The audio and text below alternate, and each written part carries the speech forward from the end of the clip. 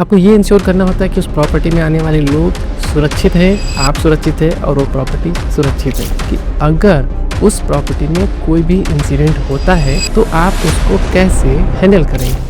अगर आप कोई भी ऐसी प्रॉपर्टी बनाना चाहते हैं जो आपको पब्लिक सर्विस के लिए इस्तेमाल करना है या फिर उस प्रॉपर्टी को आपको फायर से सुरक्षित करना है, तो आपकी सबसे बड़ी प्रॉब्लम ये होती है कि आपको उस प्रॉपर्टी को बनाने से पहले आपको ये इंश्योर करना होता है कि उस प्रॉपर्टी में आने वाले लोग सुरक्षित हैं, आप सुरक्षित हैं और वो प्रॉपर्टी सुरक्षित है। तो इसके लिए आपको क्या करना चाहिए, एक एक करके समझते हैं। सबसे पहले आपको अपनी प्रॉपर्टी का डिटेल समझना होता है कि आपकी प्रॉपर्टी क्या बनने वाली है, कितनी इलेक्ट्रिकल लोड वहाँ पे होने वाली है, कितने लोग वहाँ पे एट ए टाइम होने वाले हैं, बिल्डिंग की हाइट कितनी होने वाली है, बिल्डिंग का एरिया क्या होने वाला है, बिल्डिंग में फाइनली ऑपरेशंस क्या होने वाले हैं। ऑपरेशंस का मतलब वहाँ पे एक्टिविटी क्या होने वाली है, वहाँ पे पब्लिक सर्विस भी जाने वाली है या फिर वहाँ पे बच्चों को एजुकेट किया जाने वाला है या फिर वो कोई पब्लिक प्लेसेस है। इसके बेसिस पे आपको बिजनेस का नेचर भी समझना होता है, आपको अपनी कि आप वहाँ पे करने क्या वाले हैं। उसके बाद से आपको ये समझना होता है कि अगर उस प्रॉपर्टी में कोई भी इंसिडेंट होता है तो आप उसको कैसे हैंडल करेंगे। इसके लिए क्या करना चाहिए आपको, सबसे पहले आपको ये समझना होता है कि वहाँ की फायर लोड क्या है। फायर लोड कैसे समझते हैं कि इन केस अगर कभी आग लगती है तो वो आग कितना बड़ा, कितना भयानक रूप ले सकती है और क्या